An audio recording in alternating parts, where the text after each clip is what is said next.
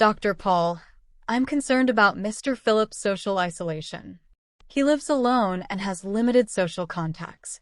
That's a valid concern, Mihira. Social isolation can have a significant impact on mental and physical health. Mr. Philip has been expressing feelings of loneliness and depression.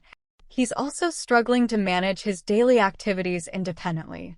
We should assess his functional status and identify any areas where he might need assistance. I've been trying to connect him with community resources and support groups. However, he's hesitant to participate. It's important to encourage him to engage in social activities and connect with others. Perhaps a referral to a social worker could help him develop coping strategies and build relationships. That's a good idea. I'll schedule a referral and discuss the situation with Mr. Philip.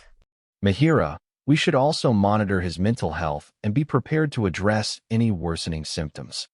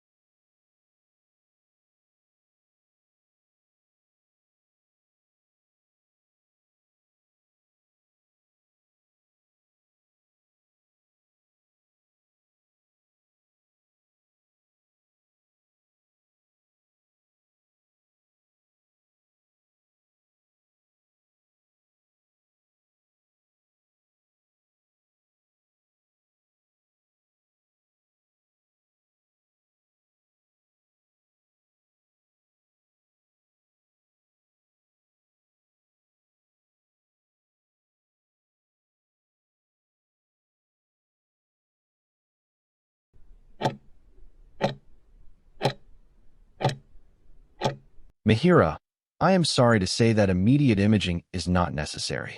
I understand that when people experience this kind of pain, they worry that they might need an X-ray or an MRI scan right away. However, in most cases of acute sciatica, imaging isn't necessary in the initial stages unless there are signs of nerve damage or other serious conditions.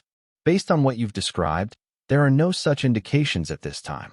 Most cases like yours improve significantly with conservative management, such as the pain management strategies we just discussed. I want to reassure you that acute sciatica is a very common condition, and it's usually not serious. Most people recover fully within a few weeks with proper care. Mihira, do you have any questions or concerns at this point?